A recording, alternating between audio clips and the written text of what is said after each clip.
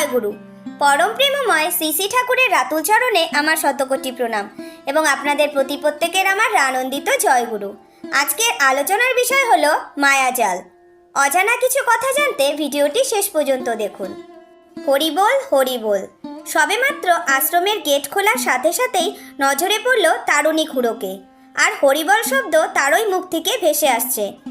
জগদানন্দ প্রতিদিন প্রার্থনাদি সেরে একটু পায়চারি করতে করতে পাড়াপড়শির খোঁজ নিতে বাইরে যান। আজও তার ব্যতিক্রম হয়নি, কিন্তু আজ গেটের বাইরে যাওয়ার সাথে সাথেই তারুণী খুড়োকে দেখে অবাক। সকালবেলা তার মুখে হরিনাম শুনে ভালো লাগলো।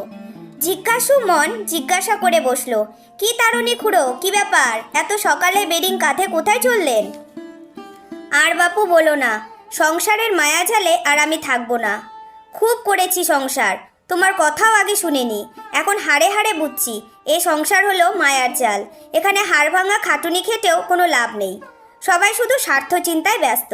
যাকে না দেবে, যার জন্য না করবে, তারই রাগ, তারই অভিমান। তাই এখন মর্মে মর্মে অনুভব করেছি ঈশ্বর বিনে কেউ নেই আপন দুনিয়ায়।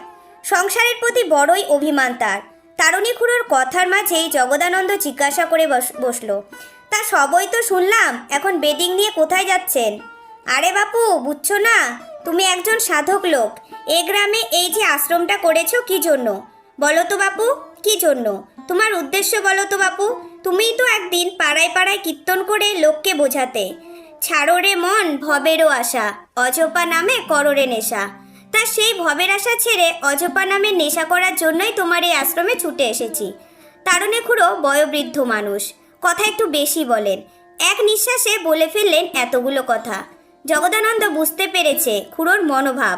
জিজ্ঞাসা করলো, তা হঠাৎ এত সকালে কেন? তুমি সকাল বলছো?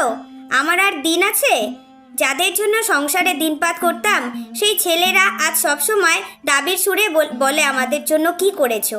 সবসময় আড্ডা মেরে ঘুরে বেড়াবে আর খাবার সময় খাবে। কাজের কথা বলা যাবে না, বললে চড়া মেজাজে কথা বলবে। থাক, আর আমি এই পথে যাব না, সংসারে আর থাকবো না। ওরা বড় হয়েছে, যা করার করুক। আমি এখন বাপু তোমার এই আশ্রমে থেকে বাকি দিনগুলি কাটতে চাই।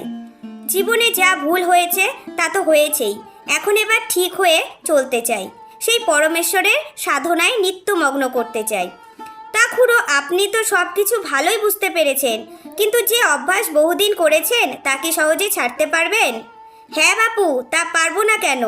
ও ভোগ সুখ আমার দেখা হয়ে গেছে, আর প্রলোভনে আমায় কিছু করতে পারবে না। আজকে জগদানন্দের পাড়াপড়শির খবর নিতে যাওয়া হলো না। তারুণী খুড়োর ঈশ্বরের পথে যাওয়ার তাড়া খেয়ে গেটের কাছে ঘরটিতে তারুণী বুড়োকে বসিয়ে আরও বহুক্ষণ আলাপ করে জগদানন্দ ঠিক করলো, না, এ বৃদ্ধ বয়সে তারুণী খুড়ো যখন এসেছে আশ্রমে, তাকে থাকতেই দিই আশ্রমে। তবুও তো একজন লোক পাওয়া গেল ঈশ্বর সাধনার পথে। এমনিতেই তো মানুষ ধর্ম মানতে চায় না, কৃষ্টি মানতে চায় না, তবুও তারুণী খুড়োর মতন অশাস্তিগ্রস্ত মানুষ আশ্রয়স্থল খুঁজে পাচ্ছে আশ্রমে। এখানে থেকে তিনি যদি ঈশ্বরের ভজনা করতে চান তো ভালো।